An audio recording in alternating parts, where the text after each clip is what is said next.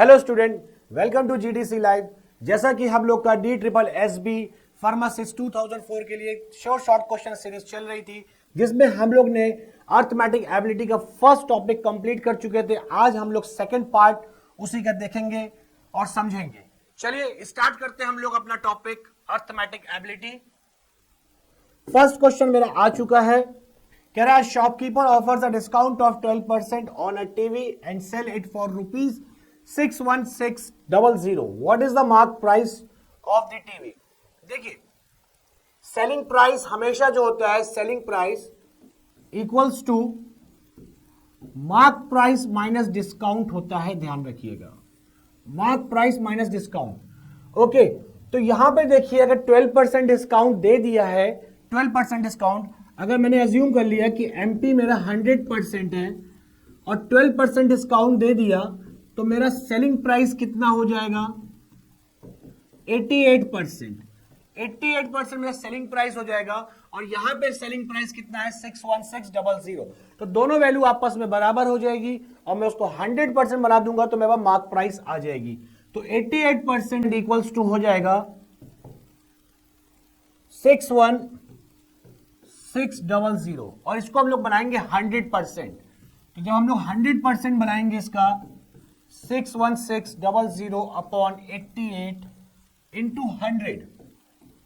Okay, तो यहां पर हम लोग सॉल्यूशन करेंगे, डिवाइड कर लेते हैं। तो 4 से अगर मैं डिवाइड लगाऊं या 8 से डिवाइड लगाता हूं, मान लीजिए 8 से डिवाइड लगाता हूं, 8 7 जा 56, 8 7 जा 56। तो 11 से कट करूंगा, 7 टाइम्स में जाएगा, मतलब मेरा कितना हो जाएगा? 700 इंटू 100। तो मेरा आंसर आ जाएगा 70,000। 70,000 मेरा आंसर हो जाएगा, मतलब मार्क प्राइस जो हो जाएगा वो मेरा कितना हो जाएगा? 70,000 हो जाएगा। ध्यान रखिएगा कि जो भी 100% आपने एमपी लिया उसमें डिस्काउंट माइनस करने पे सेलिंग प्राइस बनेगा। ओके, चलिए चेक करते हैं आंसर अपना। 70,000 यहां पास आपका सॉल्यूशन है, आप देख सकते हैं, समझ सकते हैं। नेक्स्ट चलते हैं हम लोग। नेक्स्ट क्वेश्चन है, find the average of the odd natural numbers between 22 to 38। 22 and 38 के बीच जो जितने भी ऑड नंबर है उनका हमको एवरेज निकालना है। ध्यान रखिए, तो नंबर कौन कौन से मेरे पास देखूं तो मैं 23 है, 25 है, 27, 29,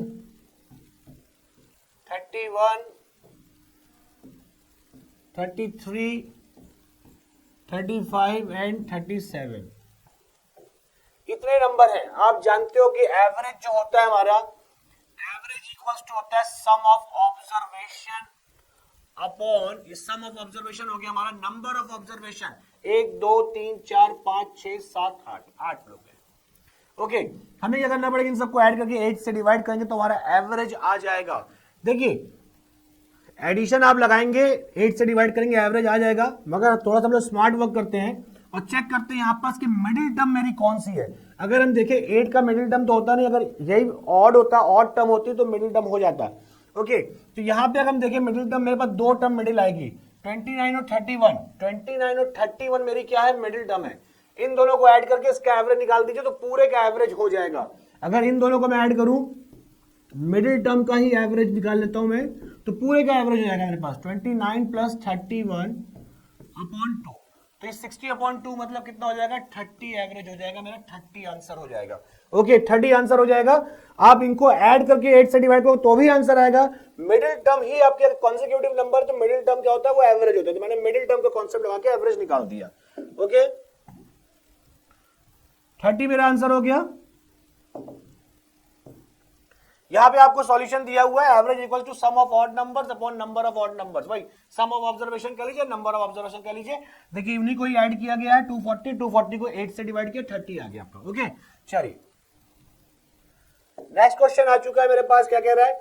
7 kg ऑफ पल्सेस कंसिस्टिंग ₹280 पर kg, 280 रुपए पर kg रेट है। तो मैं 7 kg का पहले रेट निकाल लूंगा और फिर यहाँ पे 9 kg ऑफ पल्सेस का कॉस्टिंग 240 पर kg। 240 तो 9 का कितना होगा? द एवरेज प्राइस निकालना है कि एवरेज प्राइस पर kg दोनों को मिक्स करने पे कितना बन जाएगा। ओके, देखिए 7 kg का रेट कितना हो जाएगा, कॉस्ट निकाल लेता हूं 7 kg का। पहले मैं 7 इंटू 280, अगर इनको मल्टीप्लाई करूंगा तो कितना हो जाएगा मेरा 756 5 960 रुपीज। फिर 9 kg का रेट निकाल लू मैं, 9 kg कितना हो जाएगा, 9 इंटू कितना 240 के रेट से है, 9 4 36 3 9 2 18 21। अब सम कितना हो जाएगा, सम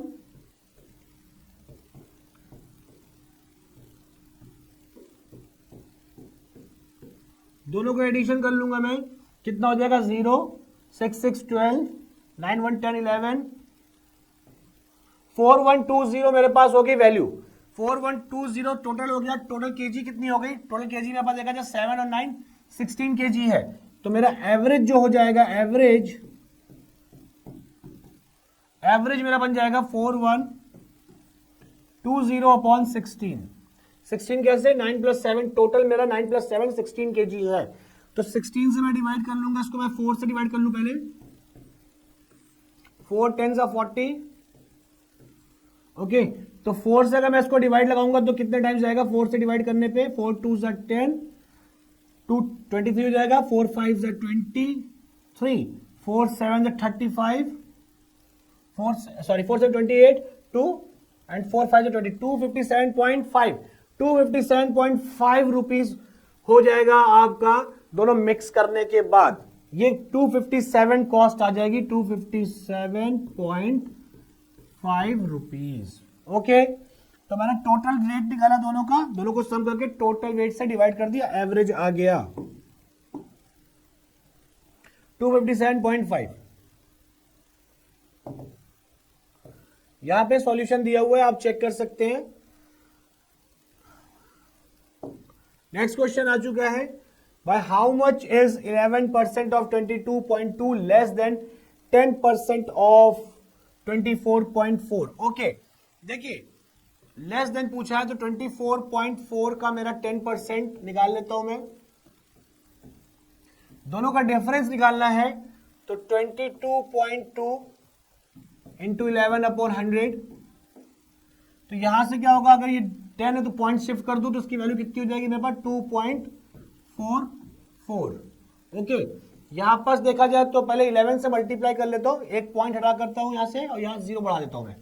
तो 11 से मल्टीप्लाई मैं करूंगा 2 2 2 को, तो मेरी वैल्यू कितनी आ जाएगी 2 2 + 2 4 2 + 2 4 एंड 2, और नीचे 1000 है तो 3 डिजिट के बाद पॉइंट लग जाएगा, ये हो जाएगा।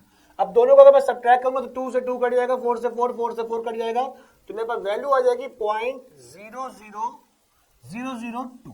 ये मेरा डिफरेंस आ जाएगा 0.002 आ जाएगा, 0.002। ओके, 0.002। यहां पे सॉल्यूशन आपको दिया गया है, आप चेक कर सकते हैं। नेक्स्ट चलता हूं मैं आगे। अगला कॉन्सेप्ट आ चुका है मेरे पास, A and B scored 440 and 520 marks respectively in an examination.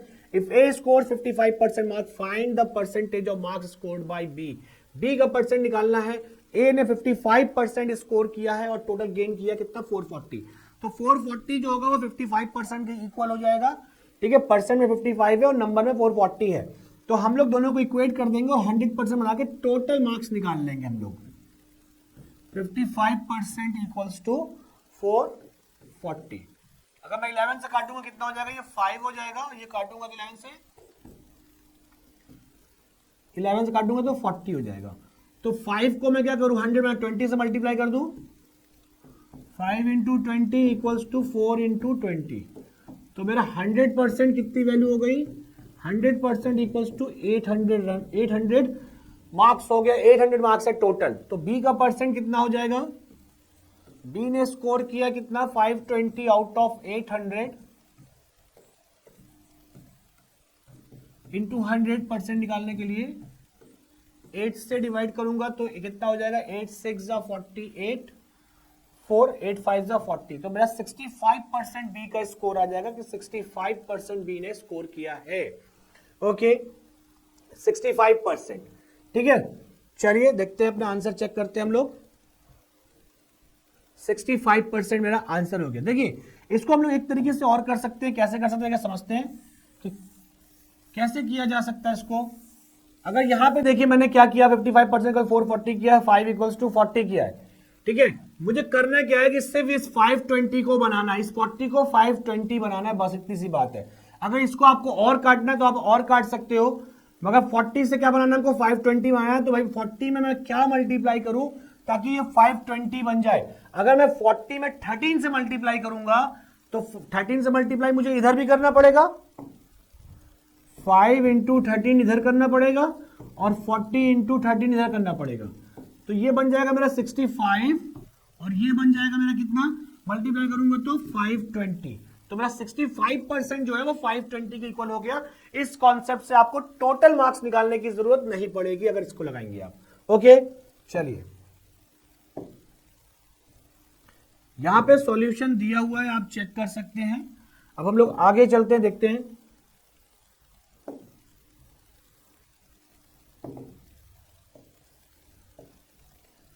Next question आ चुका है, Mohan travel westward 5 kilometre.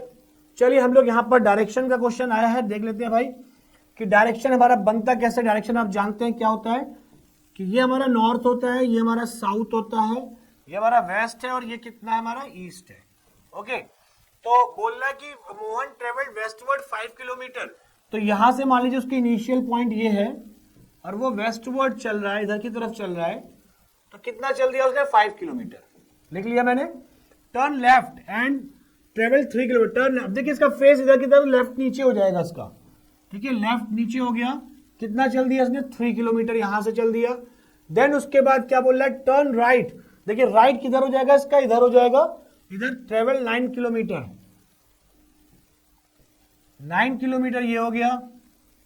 Okay, इसका फेस सामने ही। Then travel north, north 3 kilometre, north की तरफ 3 किलोमीटर मूव कर गया, 3 किलोमीटर। तो आप क्या बोले, how far is from the starting point, starting point से कितना दूर है। इसको मैं ज्वाइन कर लेता हूं ऐसे, ठीक है। तो ये 5 हो गया, ये कितना हो गया, ये 9 हो गया। तो 9 + 5 जो डिस्टेंस हो जाएगा वो कितना हो जाएगा, 9 + 5 इक्वल्स टू 14 किलोमीटर। मतलब 14 किलोमीटर दूर है वो, कहां से, इनिशियल पॉइंट से 14 किलोमीटर दूर है। चलिए चेक करते हैं अपना आंसर, 14 किलोमीटर। यहां पे हमारा सॉल्यूशन दिया हुआ है, आप चेक कर सकते हैं। नेक्स्ट क्वेश्चन आ गया है, a man travels 4 kilometre due north. Again direction का क्वेश्चन है, 4 किलोमीटर नॉर्थ। चलिए 4 किलोमीटर नॉर्थ की तरफ ले चलते हैं इसको हम लोग। ये इनिशियल पॉइंट है, यहां से स्टार्ट कर रहा है। Then travel 6 kilometre due east, east की तरफ 6 किलोमीटर मूव कर गया, 6 किलोमीटर। फिर क्या बोल रहा है, ट्रेवल्स 4 किलोमीटर ड्यू नॉर्थ, फिर अगेन 4 किलोमीटर नॉर्थ की तरफ। ओके, फिर how far is from the starting point, बोल रहा है कि स्टार्टिंग पॉइंट से कितनी दूर पर है। देखिए यहां पर हमें शॉर्टेस्ट डिस्टेंस बनाना होता है, तो शॉर्टेस्ट डिस्टेंस मेरा क्या हो जाएगा, ये हो जाएगा। अब इसको मैं ट्राइंगल कंस्ट्रक्ट कर दूंगा, यहां पे भी मैं डॉट डॉट डॉट लाइन बनाता हूं, यहां से भी मैंने इसे कवर कर लिया। ये 4 है तो ये भी 4 हो जाएगा, और ये 6 है तो ये भी 6 हो जाएगा। तो ये डिस्टेंस मेरा कितना हो गया, 4 + 4 8 हो गया, और ये 6 हो गया। तो मुझे ये निकालना, हाइपोटेन्यूज निकालना है। तो आप जान रहे हो कि ये डिस्टेंस जो हो जाएगा, मान लीजिए मैंने इसका नेमिंग कर देता हूँ, यहाँ पर ये बी हो गया, ये सी हो गया। तो मुझे ए सी निकालना है, ए बी निकालना है, सॉरी। तो ए बी इक्वल्स टू मेरा क्या हो जाएगा, under root A C square plus B C square हो जाएगा। तो मेरे पास वैल्यू जो हो जाएगी वो कितनी हो जाएगी, 6 का स्क्वायर प्लस 8 का स्क्वायर। तो कितना हो गया, 36 और 64 100 हो गया। तो वैल्यू कितनी आ गई, 10 आ गई। मतलब 10 kilometre from the initial point, initial point से 10 किलोमीटर दूर है, ठीक है। तो 10 किलोमीटर का आंसर हो गया। चलिए चेक करते हैं। यहां पर ध्यान रखिएगा, डायरेक्शन क्वेश्चन में आप जहां जिगजैग रहे हैं, मगर आपको स्ट्रेट पॉइंट सबसे शॉर्टेस्ट डिस्टेंस ही ट्रेवल करना होता है जब डिस्टेंस निकालते हैं। तो 10 किलोमीटर मेरा आंसर। यहां पर सॉल्यूशन दिया हुआ है, आप देख सकते हैं, वही किया गया है, ठीक है। नेक्स्ट क्वेश्चन आ चुका है, A can do a work in 15 days and B in 20 days. If they work on it together for 4 days, then the fraction of the work that is left. Okay, देखिए ए और B का total days दिया हुआ है और 4 days दोनों ने साथ काम किया है। आज से बोल रहा है कितना फ्रैक्शन बचा हुआ है। ओके, बोल रहा है fraction of the work that is left, कितना फ्रैक्शन वर्क का बचा हुआ है यहाँ पे वो निकालना है हमें। पहले किया कितना है वो निकाल लेते हैं। देखिए जब भी आपके पास वर्क एंड टाइम क्वेश्चन आए तो आप क्या करिए, यहाँ पास एलसीएम मेथड से कर लीजिए, ज्यादा बेस्ट रहेगा। कितना ये 15 है और ये कितना है, बी कितना है, 20 है। इसका एलसीएम लेंगे 60 हो जाएगा, मतलब 15 डेज में 60 काम कर रहा है, 20 डेज में 60 काम कर रहा है। तो 1 डे वर्क निकाल लीजिए पहले, 60/15 ये एफिशिएंसी कहलाती है 4। बी का भी निकाल लीजिए, 60/20 कितना हो जाएगा 3। ये एफिशिएंसी हो गई, मतलब एक दिन में 4 कर रहा है, एक दिन में 3 कर रहा है। ये 4 कर रहा है तभी 15 × 4 कितना होगा 60 होगा, 3 × 20 60 हो जाएगा। अब देखिए दोनों कंबाइंड अगर वर्क करेंगे तो एक दिन में कितना कर लेंगे 4 + 3 7 कर लेंगे एक दिन में। तो 4 डेज में कितना कर लेंगे आप ये सोचिए भाई। 4 एक दिन में अगर 7 कर रहे हैं तो 4 डेज में कितना कर देंगे 28 पार्ट, 28 कंप्लीट कर देंगे। 28 कंप्लीट हो गया आउट ऑफ 60, 60 में से 28 कंप्लीट हो गया तो बचा कितना, रिमेनिंग वर्क कितना है, रिमेनिंग वर्क है मेरा 60 - 28 मतलब 32 बचा है आउट ऑफ 60। तो फ्रैक्शन जो निकालना है वो फ्रैक्शन पार्ट जो है हमारा क्या बचेगा 32 बचा है आउट ऑफ 60। इसको 4 से डिवाइड कर दीजिए, 4 8 जा 4 15 जा, मतलब 58/15 पार्ट जो है वो रिमेनिंग है, बचा हुआ है 8/15 पार्ट। ये कॉन्सेप्ट है आपका 1/, से भी कर सकते हो। मुझे ऐसा लगता है कि ये एलसीएम मेथड हमारा ज्यादा बेस्ट होता है वर्क एंड टाइम करने के लिए। ओके चलिए आंसर चेक करते हैं हम लोग अपना 8/15। ओके ठीक है, यहां पे सॉल्यूशन दिया हुआ है, यहां पे फ्रैक्शन वाले मेथड से समझाया है। आप इस मेथड से भी कर सकते हैं कि 1/15 मतलब ये 1 डेज वर्क है, 1/15 1/20 दोनों को कंबाइन कर लिया तो 7/60 होगा, 4 से मल्टीप्लाई कर दिया तो कंप्लीटेड वर्क आपका जो आ जाएगा वो आ जाएगा 4 से मल्टीप्लाई करें 28/15 आ जाएगा, 28 ठीक है 7/15 कंप्लीटेड। तो 1 से लेफ्ट वाला बचा तो 1 से सब्ट्रैक्ट करना पड़ता है। ओके चलिए आगे चलता हूं। Next question, A, B and C can do a piece of work in 20, 30 and 60 days respectively. In how many days can A do the work if he is assisted by B and C on every third day? Okay, मतलब हर तीसरे दिन A, B और C जो है A की help करते हैं, मतलब A जो है अलोन 2 दिन काम करता है, ध्यान रखिएगा। ओके जब भी फिर से वही बात है कि यहाँ पास क्या करिए आप एलसीएम ले लीजिए, A का कितना है 20, B का है मेरा 30 और C का है मेरा 60। अगर मैं इसका एलसीएम लूंगा मेरा 60 आ जाएगा। तो 1 डेज वर्क निकाल दीजिए, 1 डेज वर्क मतलब एफिशिएंसी निकाल दीजिए। एफिशिएंसी क्या हो जाएगा, डिवाइड करना होता है कुछ नहीं, 60 को 20 से डिवाइड करेंगे 3 आ जाएगा। ऐसे ही B के लिए कर देंगे, B को डिवाइड करेंगे 60 को 30 से 2 आ जाएगा और C का कितना आ जाएगा 1 आ जाएगा। ये मेरी एफिशिएंसी आ गई, मतलब A जो है एक दिन में 3 वर्क कर रहा है, ये 2 कर रहा है, ये 1 कर रहा है। अब बोल रहा है कि A जो है हर तीसरे दिन उसे हेल्प मिलती है किसकी, बी और सी की। तो ए जो है 2 डेज तो अलोन कर रहा है, 2 दिन अकेले कर रहा है, ठीक है। तो 2 डेज में कितना काम कंप्लीट कर लेगा ए, 2 डेज वर्क निकाल लेंगे पहले हम लोग बाय ए। तो एक दिन में 3 कर रहा है तो 2 दिन में कितना कर लेगा 3 × 2 मतलब 6 वर्क कंप्लीट करेगा 2 दिन में। फिर अगले दिन मतलब तीसरे दिन जो होगा तीनों हो जाएंगे ए प्लस बी प्लस सी। नेक्स्ट डे मतलब थर्ड डे ए प्लस बी प्लस सी कितना हो जाएगा 2 + 1 3, 3 + 3 6, 6 × 1 6। मतलब अगर देखा जाए 2 दिन ये 1 दिन ये, तो 3 डेज वर्क मेरा कितना हो गया, 3 डेज वर्क जो हो गया 6 और 6 12 हो गया, 6 और 6 12 हो गया। मतलब 3 दिन में 12 वर्क कर रहे हैं, वर्क कराना है 60। तो इस 12 को 60 बनाने के लिए मैं क्या करूं, 5 से मल्टीप्लाई इधर, 5 से मल्टीप्लाई इधर। तो इधर मल्टीप्लाई 5 से करूंगा तो इधर भी मुझे मल्टीप्लाई 5 से करना पड़ेगा। तो ये मेरा हो जाएगा 15 डेज। 15 डेज में मैंने कितना वर्क कर दिया, 60 वर्क कर दिया। तो ये मेरा आंसर हो जाएगा, 15 डेज मेरा आंसर हो जाएगा। देखिए ए 2 दिन अकेले वर्क कर रहा है, मगर तीसरे दिन बी और सी की हेल्प ले रहा है। तो 2 दिन अकेले का वर्क निकाल दिया मैंने, एक दिन में 3 करता, 2 दिन में 6 करेगा। तो थर्ड डे तीनों 7 करेंगे, तीनों 7 करते तो कितना करते, 6 करते हैं, तो एक दिन में 6 ही करेंगे। तो टोटल मतलब 3 दिन में 12 वर्क हो गया। मुझे 60 करवाना है तो मैं क्या करूं, 12 में 5 से मल्टीप्लाई कर दूं, तो 5 से इधर भी कर दूं, तो 15 डेज इक्वल्स टू 60 वर्क हो जाएगा। 15 डेज मेरा आंसर हो गया। यहां पे सॉल्यूशन दिया है, आप देख सकते हैं, फ्रैक्शन वाले मेथड से किया है। नेक्स्ट आ गया मेरे पास डायरेक्शन का क्वेश्चन। आई थिंक लग रहा है Rashi walk 20 metre towards north. Okay, चलिए नॉर्थ की तरफ मूव करते हैं 20 मीटर। यहां से मैं स्टार्ट कर रहा हूं, A point 20 metre north, then he turn right, right and walks 30 metre, 30 metre walk. Okay, then he turns right and walks 35 metre. देखिए इसके बाद इसको नीचे आना है,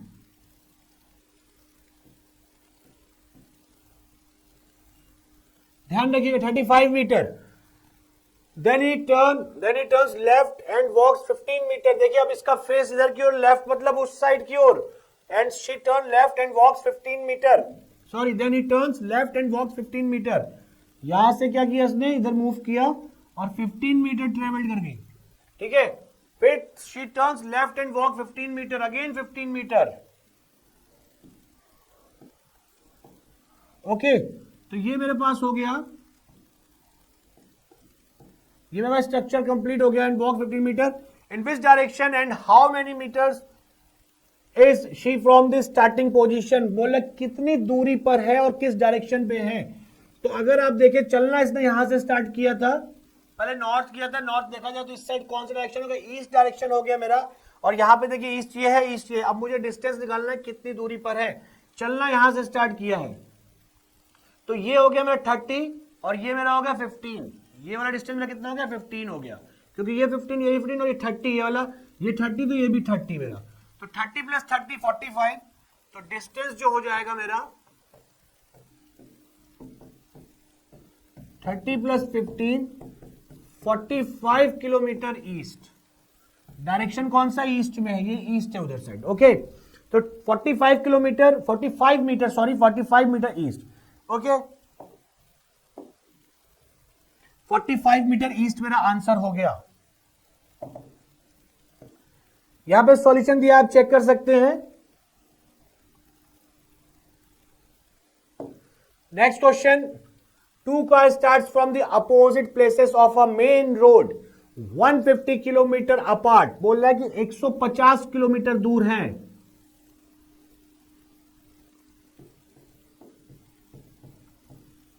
अपोजिट डायरेक्शन का मतलब है कि आमने सामने आएंगे, इसका मतलब ये हो गया। ओके, चलिए first car runs for 25 kilometre. यहीं से मेन इनिशियल पॉइंट ये है दोनों का, यहीं से स्टार्ट हो रही है। 25 किलोमीटर चल रही, मान लीजिए 25 किलोमीटर मैं चलाता हूं, 25 किलोमीटर चल गई कार। 25 चलने के बाद and takes a right turn. Takes a right turn मतलब नीचे की ओर, एंड देन रन 15 किलोमीटर। 15 चल चुकी है यहां पास 15। ओके, ये पोजीशन पे आ चुकी है कार, ठीक है। इट देन टर्न्स लेफ्ट, अब ये लेफ्ट की तरफ जा रही है, and then runs for another 25। फिर से यहां 25 चल पड़ी है, यहां पे पहुंच गई है 25 50 किलोमीटर चल चुकी है, मतलब इस 150 में 50 ट्रेवल कर लिया इसने। And then takes the direction back to the reach the main road. ठीक है, यहां पास मेन रोड पे आ गई है, ये मेन रोड पर, मतलब इसने 50 किलोमीटर ट्रेवल कर लिया है।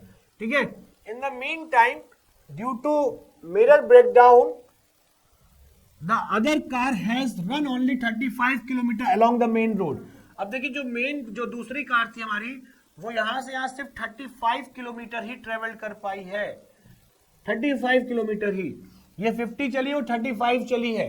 ठीक है, तो बोला what would be the distance between two car at this point. दोनों के बीच में डिस्टेंस कितना है? इसने 50 चला, इसने 35 चला है, दोनों ने मिलके कितना चल दिया है?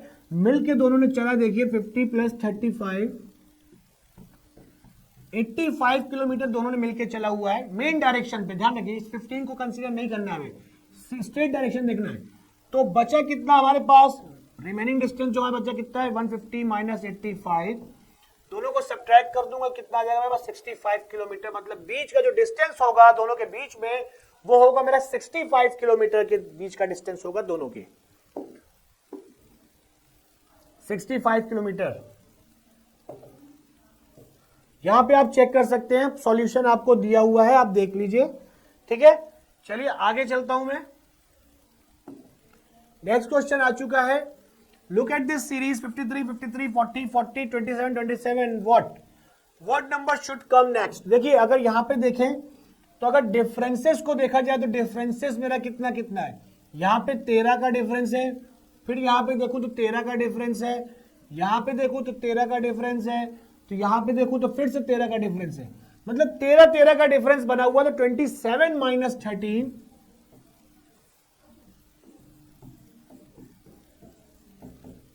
14 मेरा आंसर हो जाएगा। 14 14 आनी चाहिए आगे वैल्यू, 14 14 13 13 का डिफरेंस बना हुआ है तो 14 आ जाएगा, ठीक है। चलिए चेक करते हैं 14, यहां पे सॉल्यूशन दिया हुआ है, आप देख सकते हैं 14 मेरा आंसर हो गया है। Next question, the angle between the minute hand and the hour hand of a clock when the time is 8:30, time आपको दिया 8:30, ओके। अगर पहले हम कॉन्सेप्ट की बात कर लेते हैं, कॉन्सेप्ट क्या कहता है कि देखिए आवर हैंड बताया कि आपको 12 आवर्स में देखा जाए 360 डिग्री चलती है, तो 1 आवर में कितना चलेगी 360/12, मतलब अगर डिवाइड करेंगे तो 30 आ जाएगा आपके पास, है ना। तो पहले हम लोग आवर हैंड का निकाल लेंगे कि कितना एंगल बना रहा है, फिर उसके बाद हम लोग मिनट हैंड का निकालेंगे। अगर इसको मैं सॉल्व करूं तो कितने आवर टाइम बन जाएगा, 8 आवर्स ये हो गया, 30 का मतलब 1/2, 30 का मतलब 1/2, 8 प्लस 1/2 16 प्लस 1 17/2 हो जाएगा, 17/2 आवर्स। तो यहां पर जो एंगल आ जाएगा, angle subtended by hour hand,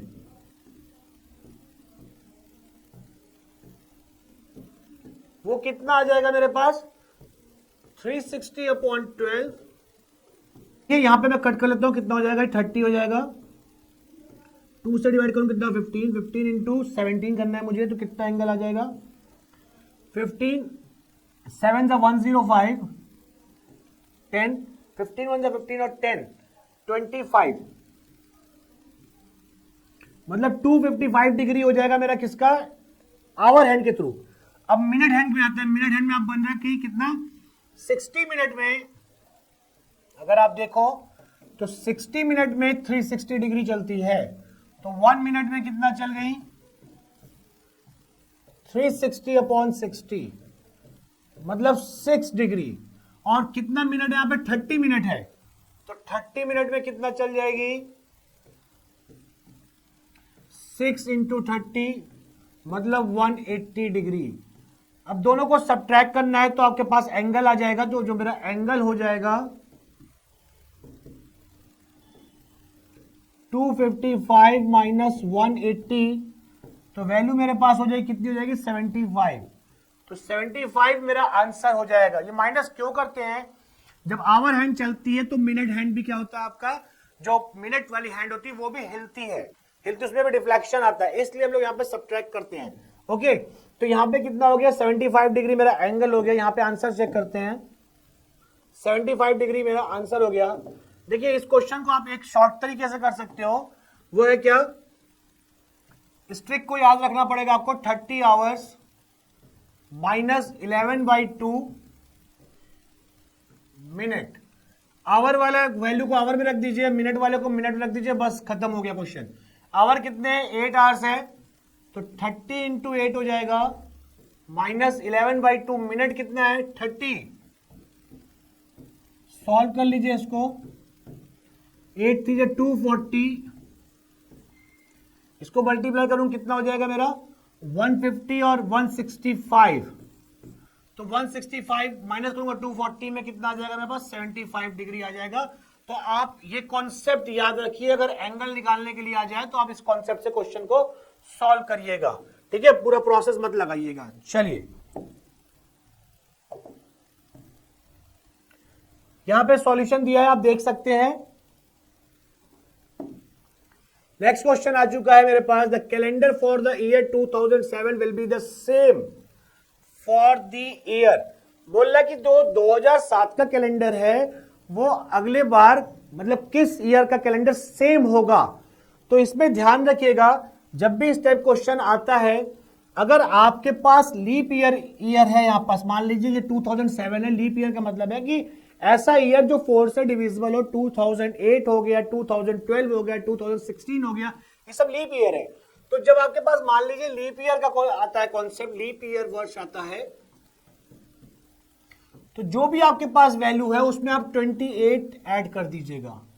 okay, 28 क्या कर दीजिएगा, ऐड कर दीजिएगा, प्लस कर दीजिएगा 28। अगर लीप ईयर टाइम है तो, लीप ईयर कैलेंडर है तो। अगर नॉर्मल कैलेंडर है आपके पास, नॉर्मल ईयर है, मान लीजिए नॉर्मल ईयर है, नॉर्मल कैलेंडर है, कुछ भी समझ लीजिए, तो आपको प्लस 11 ईयर्स करना है। 11 ईयर्स करना है तो आपके पास क्या आ जाएगा, वही कैलेंडर का टाइम आ जाएगा, मतलब वही सेम कैलेंडर आ जाएगा उस वर्ष के लिए। ओके, तो 11 वर्ष ऐड करना है। और एक चीज और बात ध्यान रखिएगा, अगर जब आप 11 वर्ष ऐड करते हैं, 11 ईयर्स ऐड करते हैं नॉर्मल ईयर में, नॉर्मल ईयर का कैलेंडर हो तो 11 ईयर्स ऐड करेंगे। अगर नॉर्मल में आपने 11 ऐड किया है, वैल्यू आपके पास नॉर्मल ही आनी चाहिए, लीप ईयर नहीं आनी चाहिए। अगर लीप ईयर आ गई, लीप ईयर आ गई, तो आप 11 में ऐड करके आप क्या ऐड कर दोगे, 6 ऐड कर दोगे, 6 ऐड कर दोगे। अगर लीप ईयर जैसे मान लीजिए कि आपके पास कोई कैलेंडर 2009 का है, 9 क्या है, नॉर्मल या लीप ईयर नहीं, आपने 11 ऐड किया तो मेरे पास वैल्यू क्या आ गई, 220 आ गई, लीप ईयर आ गया।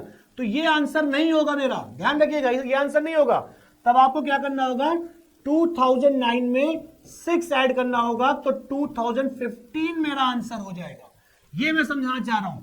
अगर नॉर्मल में 11 जोड़ने पे नॉर्मल ही आता है तो ठीक है, अगर नॉर्मल नहीं कहीं लीप ईयर आ जाता तो आप 6 ऐड करके चेक कर लीजिएगा। ओके, तो ये बात हो गई कॉन्सेप्ट। कारण क्या है कि जो नॉर्मल ईयर कैलेंडर होता है वो कभी भी लीप ईयर के सेम नहीं आता है। कोई भी ऐसा कैलेंडर नहीं है जो नॉर्मल ईयर और लीप ईयर सेम आ जाए, होता ही नहीं है। ठीक है, इसलिए ऐसा बता रहा हूं मैं आपको।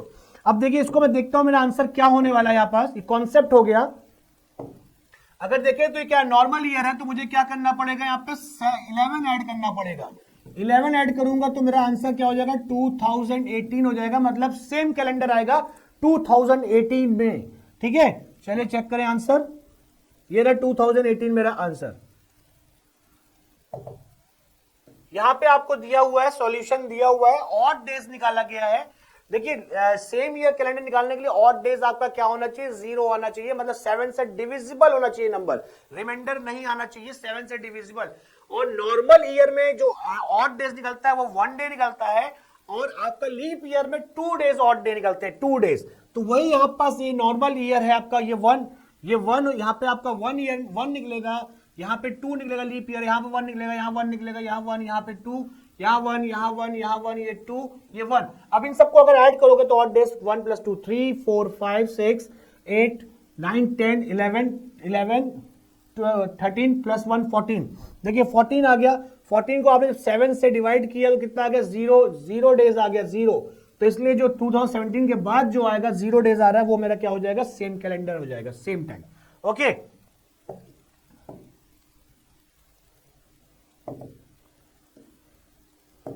Next question.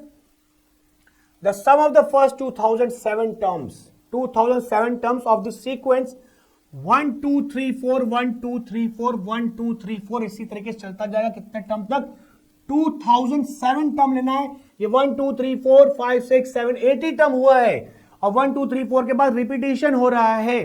तो पहले हम नंबर ऑफ टर्म्स निकाल लें। पहले इनका नंबर ऑफ जो यहाँ पर टर्म देखिए 1 2 3 4, इनका सम कितना हो जाएगा, पहले हम सम निकाल लेते हैं कि कितना हो जाएगा, 1 + 2 + 3 + 4। ऐड करने पे कितना आ गया, 10 आ रहा है। 10 आ रहा है, मतलब मेरे शुरू के 4 टर्म्स का एडिशन करने पे 10 आ रहा है। अब मैं इसके अंदर नंबर ऑफ टर्म्स निकालूंगा, कितने नंबर ऑफ टर्म्स मेरे पास है। तो नंबर ऑफ टर्म्स निकालने के लिए मैं क्या करूंगा, क्योंकि ये 4 वैल्यू है मेरे पास, तो 4 से इसको डिवाइड लगाऊंगा। जब मैं 2007 को 4 से डिवाइड लगाऊंगा तो आप जान रहे हो कि 2004 पूरा पूरा कटेगा, ध्यान रखिए, देखिए 2004 जो होगा वो 4 से पूरा पूरा कट जाएगा, आगे बचेगा क्या आपके पास, फिर से आपके पास बचेगा क्या, 1 आएगा, 2 आएगा, 3 आएगा, ये 1 हो गया, ये 2 हो गया, ये 3 हो गया, ठीक है, ये 2004 5 6 7, तो 2007 टर्म हो गया। अब इसको मैं इससे डिवाइड करूंगा तो मेरे पास कितना आ जाएगा, 5 4 से 20 0, मतलब 501 टर्म्स है, 501 टर्म्स है, और ये 3 टर्म्स अलग से लिख दी मैंने, तो 501 टर्म्स का एक टर्म्स का कितना सम आ रहा है, 10 आ रहा है, तो 501 टर्म्स का कितना सम हो जाएगा मेरा, इंटू 10 कर दिया, और इनको भी ऐड कर लिया, 3 + 2 5 + 1 6, तो मेरे पास वैल्यू कितनी हो गई, तो ये 5010 + 6, तो 5016 मेरा आंसर हो जाएगा, 5016 मेरा आंसर हो जाएगा। बात आपको समझ में आ रही होगी क्या कहना चाह रहा हूं, 4 टर्म दिए हुए हैं, इसलिए मैंने क्या किया है, यहां पे कहां तक ये डिविजिबल हो जाएगा वो निकाल लिया मैंने, बाकी को मैंने वैसे ही लिख दिया है, तो 5016 मेरा आंसर हो जाएगा, 5016। यहां पे सॉल्यूशन है, आप देख सकते हैं। Next question, what should come in place of the question mark in the following number series, 526 question mark 124, चलिए देखते हैं इसको क्या कहना चाह रहा है ये, इसको मैं ऐसे लिख लेता हूं, ये क्वेश्चन मार्क हो गया, और क्या है 37,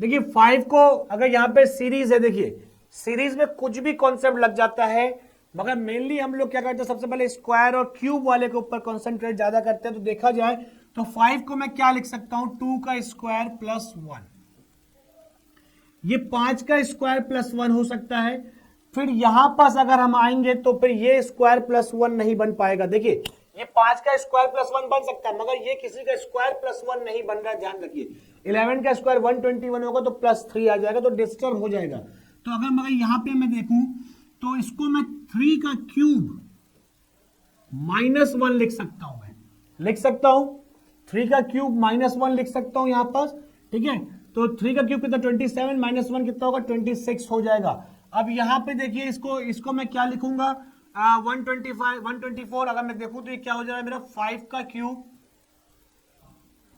-1 हो रहा है मेरा, 5 का क्यूब -1, ठीक है, 26 124, ओके, हाँ ओके, यहाँ पे नंबर डिस्टर्ब हुआ है, एक मिनट, जस्ट अ मिनट, ये क्वेश्चन मार्क नीचे है, नंबर ऊपर है, मैंने आगे पीछे लिख दिया है, ओके, तभी मैं कह रहा हूँ डिस्टर्ब क्यों हो गया,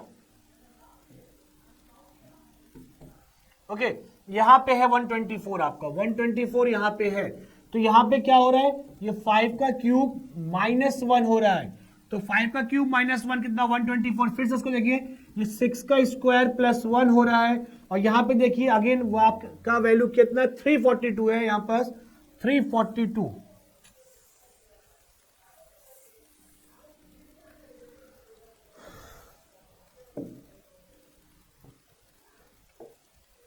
ओके, चलिए आइए देखते हैं हम लोग अपना अगला क्वेश्चन क्या कहना चाह रहा है। ये क्वेश्चन हमारे पास आ चुका है, क्वेश्चन कैसा है, सीरीज का क्वेश्चन है, आपसे क्वेश्चन मार्क की जगह पे पूछ रहा है कि क्या फिल करना है। चलिए हम इसको लिख लेते हैं इस फॉर्म में, 124 फिर 37 देन 342।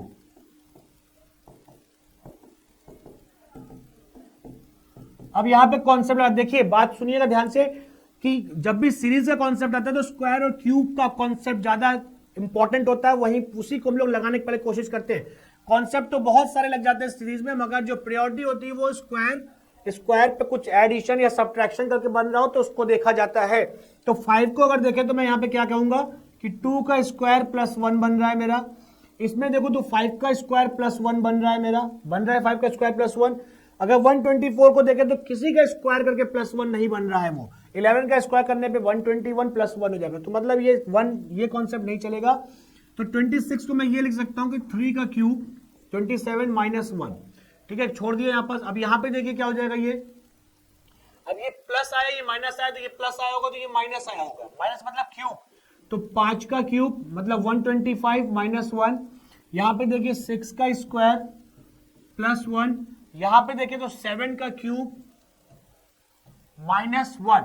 अब आप खुद देखिए नंबर क्या चल रहा है, 2 3 4 5 6 7। तो ये नंबर क्या होगा मेरे पास, 4 का स्क्वायर प्लस 1 हो जाएगा, मतलब 16 प्लस 1 17। 17 मेरा आंसर हो जाएगा यहाँ पास, 17 मेरा वैल्यू आ जाएगी। 4 का स्क्वायर प्लस 1 17। देखिए सीक्वेंस में चल रहा है मेरा, प्लस 1 माइनस 1 प्लस 1 माइनस 1, और ये नंबर सीक्वेंस में चेंज हो रहे हैं। ठीक है, तो 17 मेरा आंसर हो जाएगा, 17 मेरा आंसर। यहां पे सॉल्यूशन है, आप देख सकते हैं। नेक्स्ट क्वेश्चन मेरे पास आ चुका है। अगला क्वेश्चन क्या है, if you write down all the numbers from 1 to 100 then how many times do you write 3। बोल रहा है कि 1 से अगर 100 तक मैं लिखता हूं तो 3 कितनी बार आएगा, ये पूछा गया है। ध्यान रखिएगा, जब भी आप 1 से लेकर के 100 तक कुछ भी लिखते हैं तो 1 जो होता है 1 आपका 21 टाइम्स आता है, क्योंकि 100 में भी आता है 1 इसलिए। और बाकी नंबर जो जीरो, आपका जीरो जो है वो 10 टाइम्स आएगा, और बाकी नंबर जो बचे आपके 2 2 9, ये सारे नंबर आपके 20 टाइम्स आएंगे, इससे ज्यादा नहीं आएंगे। क्योंकि 1 इसलिए ज्यादा आ रहा है क्योंकि 100 में 1 आ रहा है इसलिए। तो 20 टाइम्स मेरा आंसर हो जाएगा, 20 टाइम्स। ओके, 20 टाइम्स मेरा आंसर। यहां पे आपको सॉल्यूशन दिया हुआ है, इन्होंने ऐसा समझाया, देख लीजिएगा आप एक बार। नेक्स्ट क्वेश्चन आ चुका है, a sum of ₹53 is divided among A B and C in such a way that A gets ₹7 more than B. देखिए 3 लोग हैं, बनाता हूं मैं यहां पास ए बी और सी। ए को कितना मिल रहा है, ए को गेट 7 मोर, मतलब ए को 7 ज्यादा मिल रहा है बी से। ठीक है, और then what B gets, and B gets ₹8 more than C. C से 8 ज्यादा इसको मिल रहा है। ठीक है, ये 8 ज्यादा पा रहा है इससे, तो अगर ये x ले रहा है तो ये कितना होगा, इसका x प्लस 8 होगा, और ये 7 ज्यादा मतलब कितना होगा, 8 प्लस 7 कितना हो जाएगा, 15। अब ये तीनों का सम किसके इक्वल, 53 के इक्वल हो जाएगा। आपसे पूछा है the ratio of their share. पहले मैं वैल्यू निकालता हूं, फिर रेशियो निकालूंगा बाद में। तीनों का सम 53 के इक्वल।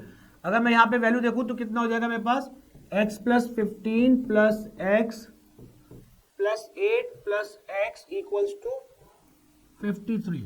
तो 1x plus x plus x 3x,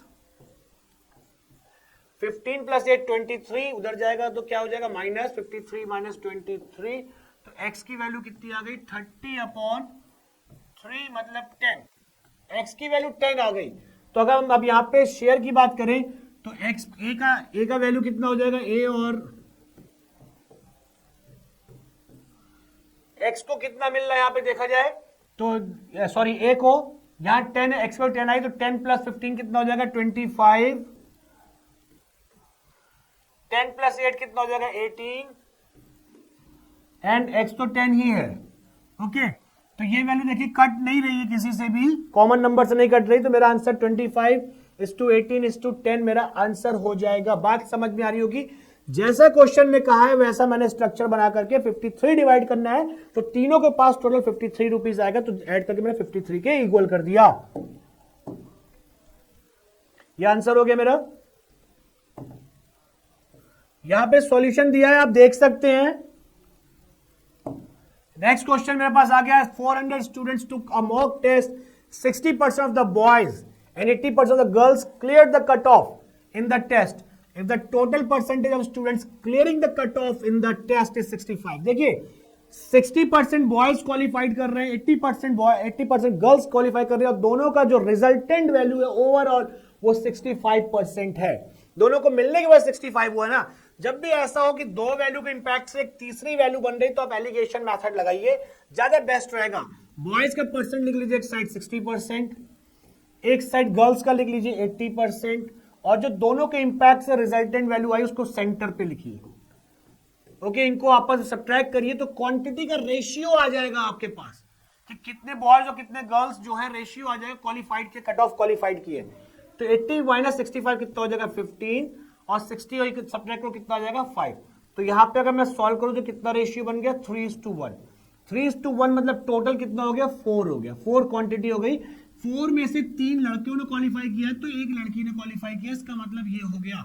अब टोटल कितने 400 है, तो 4 की वैल्यू मेरे पास कितनी हो गई 400 हो गई, तो 1 की वैल्यू कितनी हो गई मेरे पास 100 हो गई। ठीक है, आपसे पूछा गया कितने देर how many girls appeared in the test, आपसे बोला है कि कितने लड़कियां जो है वो अपीयर्ड हुई हैं।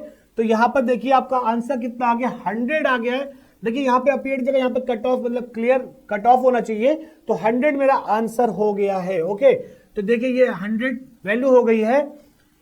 ओके सॉरी, देखिए यहाँ पर क्या है कि 3:1 आपके पास जो वैल्यू आ गई है, इस चीज को बहुत ध्यान से समझिएगा। जो मैंने ये निकाला है 60, 80 और 65, ये जो रेशियो आया है ये टोटल क्वांटिटी का रेशियो आया। मतलब क्या हो गया कि बॉयज 3 है तो गर्ल्स 1 है, तो टोटल 4 बच्चों में ये रेशियो दिया हुआ, तो 400 में कितना होगा 100 और 300 हो जाएगा।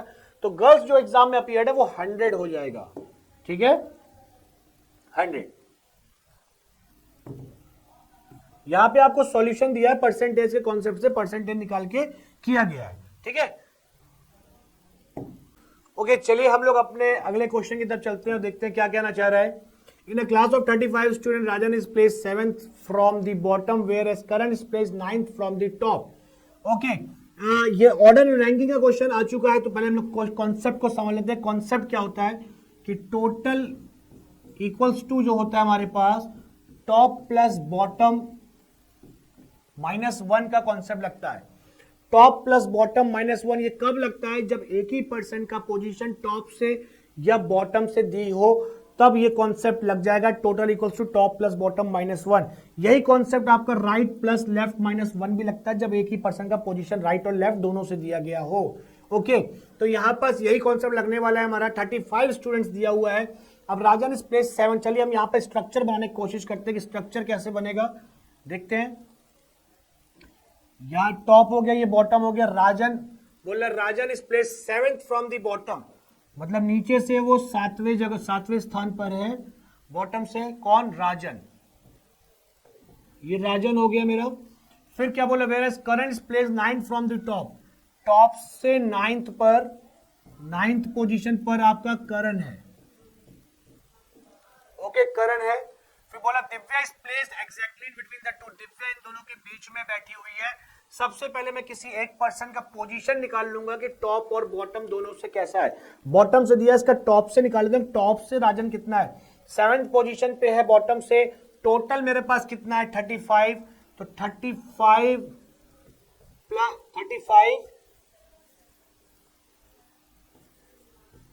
35 इक्वल्स टू टॉप से निकालना हो, बॉटम से 7 -1, तो टॉप से पोजीशन हो गया 35 - 6 इक्वल्स टू 29। ओके, तो टॉप से जो पोजीशन है उसका कितना हो गया है, यहां से यहां तक ये हो गया 29th पोजीशन पर है। 29th पर देखिए, यहां से यहां तक 29 स्टूडेंट्स हैं। ध्यान रखिएगा 29वां स्थान जो है वो राजन का है। ठीक है, अब यहां से यहां देखें तो 9th पोजीशन है, तो मतलब 29 यहां तक है, तो 9 यहां तक है, तो कितने हो गए यहाँ पास 20 हो गए। 20 लोग देखा जाए तो यहाँ पास हो गए, क्योंकि 9th पोजीशन ये है 29th ये है, तो बीच का डिफरेंस कितना हो जाएगा 20 हो जाएगा। एक कम करना होता है, मगर 20 - 1 19। ओके, अगर हम मिडिल में कितने लोग हैं, करण और राजन के बीच में कितने लोग हैं निकालना चाहें, तो हम क्या करेंगे, करण और राजन के बीच के लोगों का निकालना है। करण और राजन के बीच में कितने लोग हैं, तो ध्यान रखिएगा जितने टोटल आया उसमें 1 माइनस कर दीजिए, मतलब 19 लोग इन दोनों के बीच में बैठे हुए हैं। उसमें से एक दिव्या भी बैठी हुई है, ध्यान रखिएगा, मगर दिव्या जस्ट सेंटर में है। तो आप खुद देखिए कि भाई यहाँ पे 19 लोग हैं, तो सेंटर कैसे बनाएं। तो दिव्या का जो वैल्यू हो जाएगा मेरा क्या हो जाएगा, दिव्या की जो वैल्यू हो जाएगी मेरी पोजीशन क्या हो जाएगी, दिव्या की 19 + 1/2 20/2 मतलब 10th पोजीशन हो जाएगी। 10th पोजीशन फ्रॉम करण से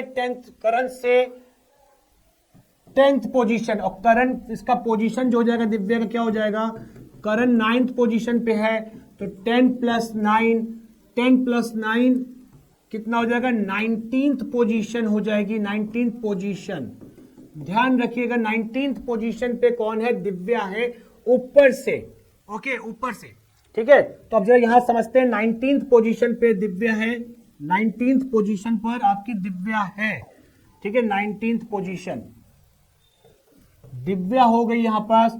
अब इन दोनों के बीच में पूछा है कितने लोग हैं, तो अब देखिए यहां से यहां 29 है और यहां से यहां 19 है, तो दोनों के बीच का डिफरेंस कितना हुआ, 29 माइनस 19 मतलब 10, ठीक है।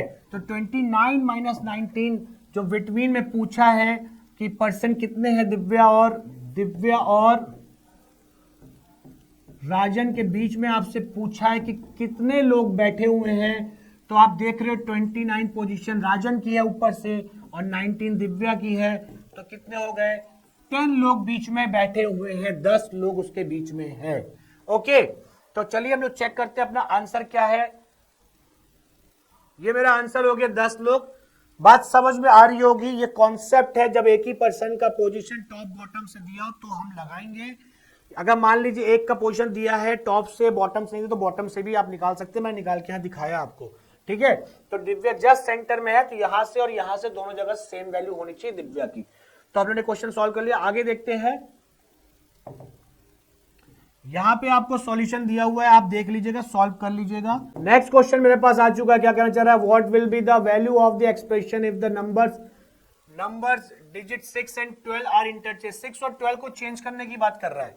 चलो मैं लिखता हूं यहां पर 164 divided by 4 into 36 divided by 12 और 6 को इंटरचेंज करना है, मतलब क्या हो जाएगा, 12 की जगह पे 6 आ जाएगा और 6 की जगह पर 12 आ जाएगा, ठीक है। एक बार नंबर चेक करता हूं, 164 divided by 4 into 36 divided by 6 into 5 plus 12 plus 9, okay. ये मेरे पास वैल्यू हो गई। मैं सॉल्व करता हूं, मैं 4 से इसको डिवाइड लगाऊंगा, 4 4 64 1 जा 4, तो मेरा ये 41 हो जाएगा डिवाइड करने पे, इंटू इसको डिवाइड करूं कितना हो जाएगा, मेरे पास 6 हो जाएगा, इंटू 5 12 प्लस 9 कितना हो जाएगा, मेरे पास 21 हो जाएगा। इसको मल्टीप्लाई कर लूंगा 30, ये 30 हो गया, 30 इंटू 3, तो एडिशन करने पे कितना आंसर हो जाएगा, 1251। 1251 मेरा आंसर हो जाएगा। डिजिट को इंटरचेंज करना था, इंटरचेंज करके मैंने सॉल्यूशन कर दिया। चलिए देखते हैं, 251 मेरा आंसर हो गया। यहां पे सॉल्यूशन दिया हुआ है, आप चेक कर सकते हैं। नेक्स्ट क्वेश्चन देखिए क्या करना चाह रहा था, correct to correct the given equation which two symbols have to be interchange. मतलब कोई दो सिंबल को आपको चेंज करना है, जो ऑप्शंस दिए उसी के हिसाब से चेंज होगा। माइनस वाला प्लस की जगह पे प्लस का minus, multiply plus, divide plus और डिवाइड और मल्टीप्लाई चेंज करके देखना है हमें, एक स्टेप बाय स्टेप करना पड़ेगा, ठीक है। तो पहले माइनस की जगह पे प्लस और प्लस की जगह पे माइनस रख के हमको सॉल्व करना पड़ेगा, सारे प्रोसेस लगाने पड़ेंगे, ठीक है। जहां पे रुक जाएगा वहीं पे आंसर हम रोक लेंगे। देखिए प्लस की जगह पे माइनस करना है मुझे, 9 माइनस 8 डिवाइडेड बाई 4 इंटू 15, यहां पे हो जाएगा प्लस 6। सॉल्व करने पे 5.13 आना चाहिए, इसको किया 2 हो गया, 2 इंटू 15 कितना हो जाएगा, 30 प्लस 6, तो कितना हो जाएगा 15 माइनस 30, मतलब माइनस 15 आ गया, तो रॉन्ग हो गया, मतलब पहला मेरा रॉन्ग हो गया, नहीं काम कर रहा है, ठीक है। तो अब हम लोग नेक्स्ट देखते हैं, अगला हमारा क्या कहना चाहता है। अगला प्लस और मल्टीप्लाई को चेंज करिए, बोल रहा है कि क्या करूं मैं इसको, ओके। नेक्स्ट हमारा क्या है, प्लस और मल्टीप्लाई को चेंज करना है हमें, प्लस और मल्टीप्लाई, तो 9 इंटू 8, यहां पे प्लस 15 माइनस 6, ठीक है। तो ये कितना डिवाइड करेंगे, 2 हो जाएगा, 2 9 से 18 प्लस 15 माइनस 6, तो 33 माइनस 6 27, तो नहीं आ रहा, ये भी नहीं आ रहा, कट गया हमारा, खत्म हो गया काम। फिर हम ला रहा डिवाइड और प्लस को चेक करना है, मतलब 9 divided by 8, 9 divided by 8 plus 4 into 15 minus 6। अब देखिए इसको डिवाइड करेंगे तो क्या लिखूंगा, 9/8 लिखूंगा, 15 इंटू 4 60, 60 माइनस 6 54। अब मैं इसको सॉल्व करूंगा तो 5 पॉइंट समथिंग तो नहीं आने वाला, फिर 54 और ये 1 पॉइंट समथिंग ऐड करने 55 हो जाएगा, तो खत्म हो गया, ये भी खत्म हो गया। सिर्फ लास्ट ऑप्शन रह गया, तो मेरा आंसर वही होगा, लास्ट वाला जो है अब इसको मैं चेक कर लेता हूं दिखा के आपको। डिवाइड और मल्टीप्लाई को चेंज करना है आपको, डिवाइड और मल्टीप्लाई, डिवाइड की जगह पे मल्टीप्लाई और मल्टीप्लाई की जगह पे डिवाइड रखना है। चलिए देखते हैं भाई क्या हो जाएगा। ये देखिए डिवाइड है हमारे पास 9 प्लस, इसको डिवाइड लगा लेते हैं हम लोग। 4 को 15 से डिवाइड लगाएंगे तो कितने पॉइंट्स में जाएगा, पॉइंट लगाएंगे तो 0 हो जाएगा, पॉइंट लगाएंगे 0, 40, 5 2 30 बचेगा 100, 90 हो जाएगा। फिर से भाई 0.2626 आता जाएगा, ठीक है, -1। अब इसको मल्टीप्लाई कर लेते हैं, 9 प्लस मल्टीप्लाई कर लेंगे कितना हो जाएगा, 8 6 48, 8 6 48, 8 6 48 और 4 52, 5 8 2 16 और प्लस 5 21, तो 0.2.15, तो ये कितना होगा 11.128 -6। अगर मैं सब्ट्रैक्ट करूंगा कितना आ जाएगा 5.128, मतलब 5.13। अगर राउंड ऑफ लिखूंगा तो 5.13 हो जाएगा। ये डिवाइड की वजह से थोड़ा मोड़ा पॉइंट का डिफरेंस हो जाता है, 5.13। ओके, तो मेरा आंसर ये वाला हो जाएगा, ठीक है। यहां पे आपको सॉल्यूशन दिया हुआ है, आप देख सकते हो, कर सकते हो, ठीक है। चलिए यहां पास आप वैसे ही कर लीजिएगा, मैंने पहले डिवाइड कर दिया, अब देख कर लीजिएगा वैसे ही, ठीक है। चलिए अगला क्वेश्चन क्या है हमारा, नेक्स्ट क्वेश्चन आ चुका है हमारा, which two numbers from amongst the given option should be interchange to make the given equation correct. Okay, तो देखिए यहां पास क्वेश्चन में क्या है, कुछ नंबर को हम लोग को इंटरचेंज करना है। ये नंबर्स दिए हुए हैं, इनको इंटरचेंज करना है। इसका मतलब ये है कि 4 की जगह पे 3 आ जाएगा, 3 की जगह पे 4 आ जाएगा, 5 की जगह पे 4, 4 की जगह पे 5, ऐसे ही हमको चेक करना है यहाँ पे। और जो ऑप्शन सेटिस्फाइड कर देगा LHS इक्वल्स टू RHS, वही मेरा आंसर हो जाएगा इसके अंदर, ठीक है। चलिए फर्स्ट ऑप्शन उठाते हैं, देखते हैं कि क्या कहना चाह रहा है ये। तो इक्वेशन मेरे पास है 14 plus 39 minus under root 256 divided by, देखिए यहां पे 3 की जगह पे 4 आना है, 4 की जगह पे 3 आना है, ठीक है। तो मैंने यहां पे क्या कर दिया, इसकी जगह पे 4 लिख दिया, प्लस 5 इंटू 3, 4 की जगह पे 3 आ गया, माइनस 6। ओके, तो जहां जहां पास भी 4 था वहां वहां मैंने 3 कर दिया, जहां जहां पे 3 था वहां वहां मैंने 4 कर दिया। अब इसको मैं सॉल्व करता हूं, 39 प्लस 14 मेरा 53 हो जाएगा। अगर यहां पे देखें तो रूट 256 के ऊपर है, तो 256 का क्या हो जाता है, 16 हो जाता है। 16 को 4 से डिवाइड करेंगे कितना हो जाएगा, 4 हो जाएगा मेरा, ठीक है। प्लस 5 3 15 -6, ठीक है। तो 53 प्लस 15 मेरा हो जाएगा 68, माइनस माइनस प्लस -10, तो 68 -10 मेरा आंसर क्या हो जाएगा 58, जो कि मेरा RHS के इक्वल है, जो कि मेरा RHS के इक्वल है। तो यही मेरा आंसर हो जाएगा 4 और 3, पहला ही ऑप्शन मेरा आंसर हो जाएगा। मान लीजिए अगर पहला ऑप्शन नहीं होता तो फिर हम लोग चेक करते बाकी अगला ऑप्शन भी हम लोग। ओके, तो चलिए नेक्स्ट क्वेश्चन देखते हैं, हमारा अगला है if p means plus. Okay, यहां पे सिंबल दिया, चलिए मैं इसको डायरेक्ट लिखता हूं और सॉल्व करने की कोशिश करते हैं। s मींस क्या देखता हूं, यहां पे s मींस क्या, s means divide, r means क्या दिया, r मींस मल्टीप्लाई। वैल्यू को सही से लिखिएगा, p मींस क्या दिया है, p means plus and q means minus. अब इसको सॉल्यूशन करना है, डिवाइड करें कितना होगा, 10 हो जाएगा। ये 10 इंटू 2 20 प्लस 19 माइनस 26, ये हो गया 39 माइनस 26, तो 13 मेरा आंसर हो जाएगा, 13 मेरा आंसर हो जाएगा, 13 मेरा आंसर। यहां पे सॉल्यूशन दिया हुआ है, आप चेक कर सकते हैं।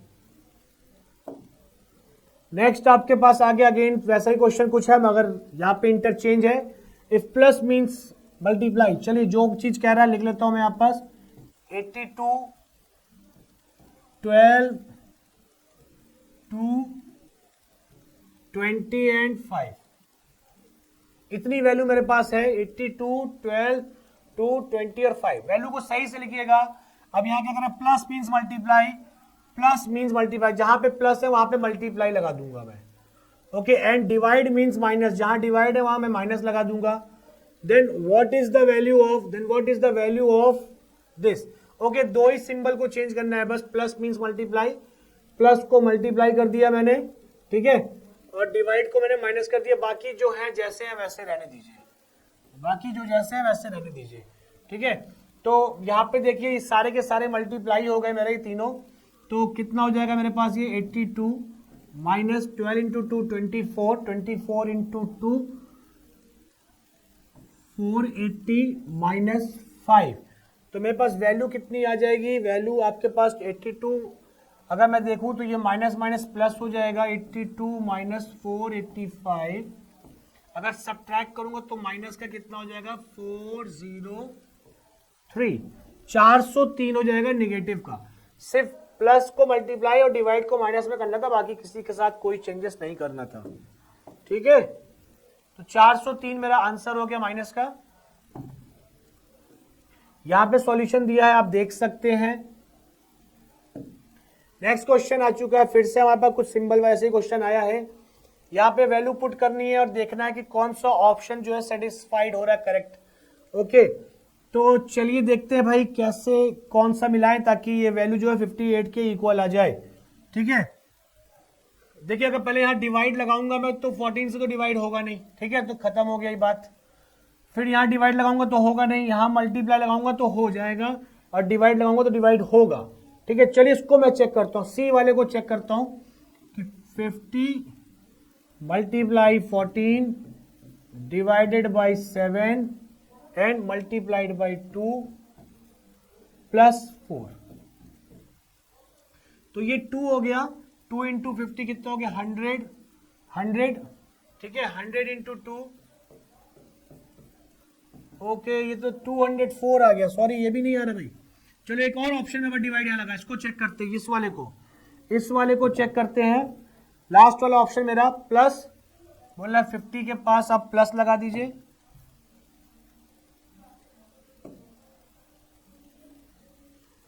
फिफ्टी के पास प्लस लगा देना है मुझे, और फिर क्या कह रहा है 14. फिर यहां पर क्या है, डिवाइड लगाना है. फिर क्या लगाना है, मल्टीप्लाई लगाना है. फिर प्लस लगाना है, ठीक है. तो ये हो गया 2, 50 प्लस 2, ये 2 हो गया.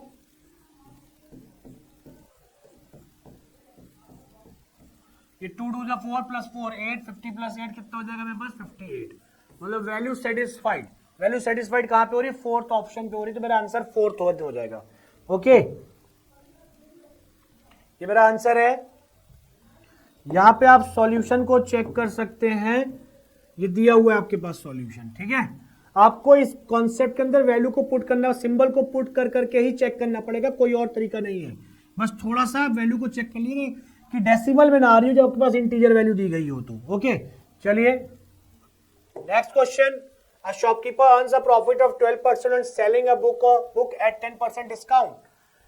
10% डिस्काउंट देने पर 12% का प्रॉफिट हो रहा है on the printed price. The ratio of the cost price and the printed price of the book. आपसे रेशियो पूछा है दोनों का. देखिए कॉन्सेप्ट जरा बहुत ध्यान से समझिएगा. जब आप सीपी में प्रॉफिट और लॉस ऐड या सब्ट्रैक्ट करते हो, सीपी में प्रॉफिट और लॉस ऐड या सब्ट्रैक्ट करते हो तो आपका बनता है सेलिंग प्राइस. वैसे ही सिमिलरली जब मार्क प्राइस में आप डिस्काउंट माइनस करते हो, जो भी पैसा आपने मार्क किया उसमें डिस्काउंट माइनस कर दिया तो भी वो क्या बनता है, सेलिंग प्राइस. इसका मतलब क्या है कि दोनों प्राइस आपस में इक्वल है. इधर से आएंगे तो भी इक्वल, उधर से आएंगे तो भी इक्वल है. दोनों सेलिंग प्राइस बन रहा है.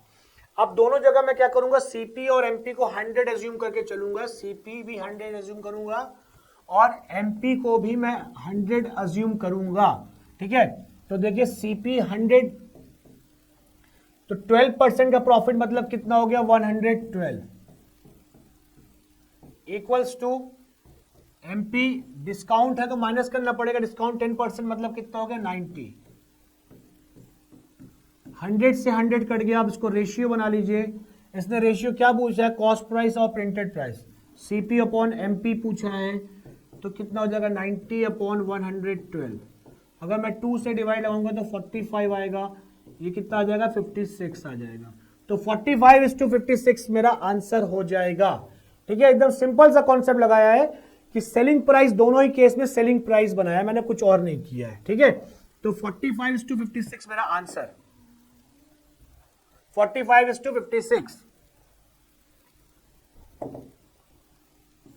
यहां पे सॉल्यूशन दिया है, आप देख सकते हैं, चेक कर सकते हैं। नेक्स्ट क्वेश्चन मेरे पास आ चुका। अगला क्वेश्चन क्या है? By selling a bicycle for ₹2850 shopkeeper gains 14%। देखिए सेलिंग प्राइस दिया, गेन भी मिल रहा है, the profit is reduce to 8%। सबसे पहले यहाँ पे 14% प्रॉफिट है, तो मैं सीपी निकालूंगा। तो यहाँ पे मैं सीपी को 100% अज्यूम कर लूंगा, और तो सेलिंग प्राइस मतलब 14% प्रॉफिट है, तो 100 प्लस 14 मतलब मेरा सेलिंग प्राइस जो हो गया 114% हो गया। सेलिंग प्राइस यहाँ पे दी गई है,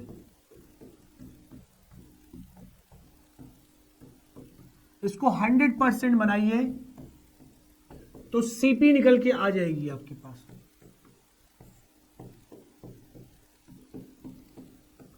ठीक है, तो ये मैं 2 से डिवाइड कर लेता हूं इसको। अगर मैं 2 से डिवाइड करूं कितना होगा? 2 5 10, 2 7 14। ठीक है, ये 2 से डिवाइड कर दिया 50 हो गया। अब देखिए इन दोनों बीच रिलेशन देखिए, 5 का मल्टीपल है ये, 57 में 5 से मल्टीप्लाई करेंगे तो इतना ही आएगा। ठीक है, तो ये 50 हो गया। तो मेरे पास कॉस्ट प्राइस जो आ गई 50 × 50 मतलब 2500 रुपए कॉस्ट प्राइस आ गई, सीपी आ गई। ये सीपी है मेरा 2500, ध्यान रखिएगा। अब बोल रहा है कि प्रॉफिट इज रिड्यूस टू 8%, मतलब प्रॉफिट जो है वो 8%, रिड्यूस टू 8%, मतलब हो गया कि 8% का प्रॉफिट हो रहा है। ये मत समझिएगा 14 - 8 मतलब 6%। ठीक है, तो 8% का प्रॉफिट हो रहा है, तो अब आपको क्या करना होगा कि सेलिंग प्राइस निकालना है कि 8% प्रॉफिट में कितना हो जाएगा। तो आप देखिए यहाँ पे प्रॉफिट निकाल लीजिए, या तो आप इसका 108% निकाल दीजिए या तो 8% निकाल दीजिए। जब अगर आप 8% निकालेंगे तो आपको वैल्यू को ऐड करना पड़ेगा, जब आप 108% निकालेंगे तो आपको ऐड नहीं करना पड़ेगा। ये 200 का प्रॉफिट हो गया, तो सेलिंग प्राइस हो जाएगी 2500 प्लस 200, तो कितना हो जाएगा 2700 रुपए मेरी सेलिंग प्राइस हो जाएगी। सेलिंग प्राइस मेरी 2700 रुपए हो जाएगी। ओके, 2700 रुपए मेरा आंसर हो गया। यहां पास आप यहां पे आप चेक कर सकते हो, एक्सप्लेनेशन आपको दिया गया है 2700 रुपए। Next question, a person sold a horse at a gain of 15%। Okay, 15% का प्रॉफिट हो रहा है। Had he bought it for 25% less, 25% कम में खरीदा होता, and sold it for ₹600 less, और 600 रुपए कम में बेचा होता, तो भी उसे he would have made a profit of 32%, तो भी उसे 32% का प्रॉफिट हो जाता। बोल रहा है कॉस्ट प्राइस बताइए। देखिए जैसे जैसे क्वेश्चन बोला मैं वैसे वैसे सॉल्व करता चला जाऊंगा। मैंने सीपी 100% ले ली कि सीपी मेरी 100% है। अगर मुझे इस पर प्रॉफिट कितना हो रहा है, पहले 15% हो रहा है, तो मेरे पास वैल्यू कितनी हो जाएगी सेलिंग प्राइस की 115। अब बोला had he bought for 25% less, 100 रुपए की चीज जो है, 100 रुपए की चीज 25% कम में अगर लेके आ रहा है कोई परसेंट, तो कितने में ला रहा होगा? 75 में लेके आ रहा होगा, है ना। And sold it for ₹600 less, को बाद में देखेंगे अभी। He would have made a profit of 32%। 600 रुपए कम करने के बाद भी 32% प्रॉफिट हो रहा है, तो 75 रुपए की चीज ला रहे हो, इस पर 32% प्रॉफिट कमाना है, तो 32% वैल्यू उसकी बढ़ा दीजिए, तो उसको 32% आप निकालेंगे यहां से। तो 75 का 32% कितना हो जाएगा आपके पास? ये हो जाएगा आपके पास 8/25, 24 वैल्यू हो जाएगा, 24 हो जाएगा आपके पास। इसका आप निकाल लीजिएगा, तो ये 24 आ जाएगा। 24 इसमें ऐड करोगे तो कितना आ जाएगा? 99 आ जाएगा। तो 99 आ गया। पहले आपके पास सेलिंग प्राइस 115 थी, अब आपके पास 99 हो गया। तो दोनों का डिफरेंस कितना आ रहा है? 16 का आ रहा है, 16 का डिफरेंस आ रहा है। और यहां पे डिफरेंस क्या बोल रहा है कि 600 रुपए कम में बेचा होता, मतलब पहले जो प्राइस थी उससे 600 रुपए कम। भाई 600 रुपए कम करने की वजह से तो दोनों का डिफरेंस, पहले 115 में जा रही थी, अब 99 में जा रही है। 600 रुपए कम किया तो 16 का डिफरेंस आ गया है। तो 16 यूनिट की वैल्यू जो हो गई आपके पास कितनी हो गई? 600। इसको आप 100% बना दीजिए तो आपके पास कॉस्ट प्राइस आ जाएगी।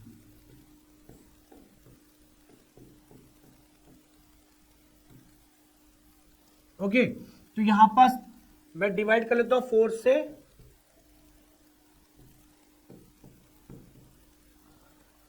4 से डिवाइड कर दूंगा 25 हो जाएगा, 25 इंटू 15, 15 5 ज़ा 75, 7 15 2 ज़ा 30 और 37, तो 3750 मेरा आंसर हो जाएगा, 3750।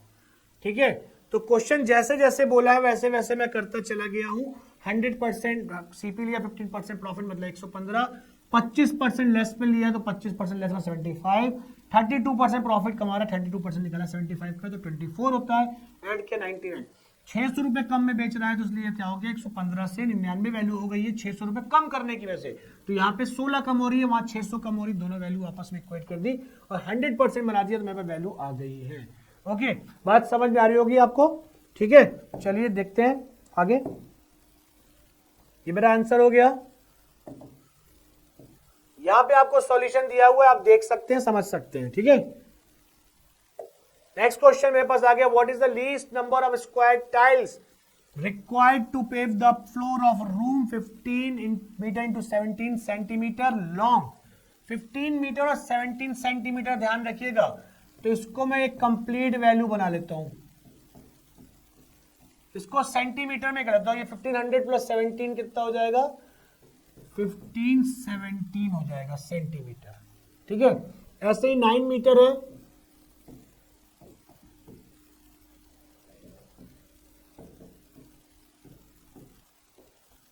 ठीक है, आपको निकालना है number of tiles. What is the least number of square tiles. Yes, square tiles आया है आपके पास, ध्यान रखिएगा कि ये फ्लोर का लेंथ और ब्रेथ दिया हुआ है, least number of square tiles required to pave the floor of room. ठीक है, ये लेंथ और ब्रेथ दिया हुआ है रूम का। ठीक है, तो पहले हम यहां पास क्या कर लेंगे कि ये जो वैल्यू है इसका एचसीएफ जो होगा वो क्या होगा, स्क्वायर टाइल की लेंथ होगी या साइड होगी, जो भी ले लीजिए आप, तो आप इसका एचसीएफ निकाल लेंगे। एचसीएफ ऑफ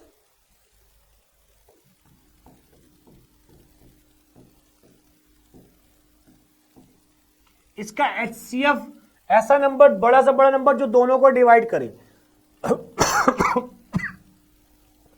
तो दोनों के दोनों नंबर आप एचसीएफ डिवीजन मेथड से निकाल लीजिएगा। चल मैं बता देता हूं, देख लीजिए। 902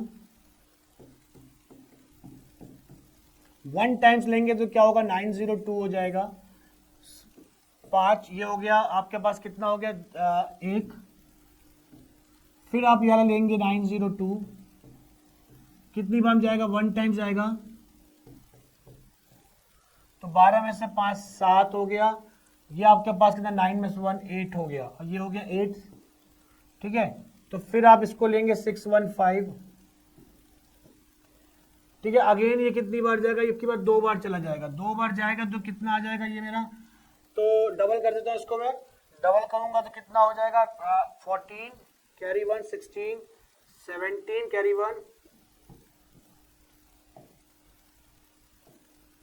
तो 41 आ गया। आप देखिए 287 को डिवाइड लगा लीजिए 41 से, तो कितने टाइम्स, 7 टाइम्स में कट रहा है पूरा पूरा, 7 टाइम्स में पूरा पूरा कट रहा है। तो जब कट जाए तो वही मेरा क्या हो जाता है, एचसीएफ हो जाता है। तो 41 मेरा क्या हो जाएगा, एचसीएफ हो जाएगा। यहां पर ध्यान रखिएगा, इसे कहते हैं लॉन्ग डिवीजन, इसको कहते हैं लॉन्ग डिवीजन मेथड। ठीक है, तो एचसीएफ मेरा कितना हो जाएगा, 41 हो जाएगा। ये 41 जो हो जाएगा साइड ऑफ टाइल्स हो जाएगा, साइड ऑफ टाइल हो जाएगी। ठीक है, तो नंबर ऑफ टाइल क्या हो जाएगा आपके पास, area upon area of each tile, area of each tile. ठीक है, तो ये हो जाएगा मेरे पास। तो यहां पर देखिए एरिया कितना हो जाएगा, पहले वाले का 15 17 into 902, area of each tile मतलब 41 इंटू 41। ठीक है, तो 41 से कटना है, इसको ध्यान रखिएगा। 41 से मैं काटूंगा तो कितने टाइम जाएगा, 41 3 टाइम्स जाएगा, 41 3 टाइम्स कितना, 123 ये हो गया मेरा। कितना बचेगा मेरे यहाँ पास, 28 बच जाएगा। 28 बचेगा तो कितनी बार, 7 टाइम्स जाएगा। ठीक है, तो 41 से इसको डिवाइड करूंगा तो कितने टाइम्स जाएगा ये, 41 2 जा 82, फिर 2 जा, तो 37 इंटू 22 करना है, 7 2 जा 14, तो 4 तो सब में आ रहा है, तो 37 इंटू आपको करना है 22। तो मेरे पास इसको मल्टीप्लाई करेंगे तो मेरे पास जो आंसर आ जाएगा 814 आ जाएगा, 814 टाइल्स मेरा आंसर हो जाएगा। ठीक है, चलिए आंसर चेक कर लेते हैं इसका। 814 टाइल्स। देखिए कॉन्सेप्ट सिंपल है कि जो रूम का फ्लोर का एरिया है वो टाइल्स के एरिया से डिवाइड होगा तो ही नंबर ऑफ टाइल्स आपके पास निकल के आएगी। तो नंबर ऑफ टाइल्स निकालने के लिए आपको क्या करना होगा, पहले रूम का एरिया निकालना पड़ेगा। अब यहाँ पे टाइल्स का साइड नहीं दिया है तो जो वैल्यू होगा उसका HCF जो होगा वो टाइल्स की साइड होगी। ठीक है, क्योंकि वो वैल्यू उसको डिवाइड कर रही होगी। आई होप कि आपको समझ में आया होगा। यहां पे आपको सॉल्यूशन दिया हुआ है, आप चेक कर सकते हैं, यहां पे सॉल्यूशन है पूरा। ठीक है, वही चीज किया गया जो मैंने आपको बताया है, बात आपको समझ में आ रही होगी। ओके स्टूडेंट, तो ये हमारे 30 क्वेश्चन थे अर्थमेटिक एबिलिटी के जो आपने आज समझे और देखे। ठीक है, ये आपके प्रीवियस ईयर एग्जाम में आ चुके क्वेश्चंस हैं जो आगे भी आपके आ सकते हैं। आई होप कि आपको सारे के सारे कॉन्सेप्ट समझ में आए होंगे और अच्छे भी लगे होंगे। तो तब तक के लिए धन्यवाद।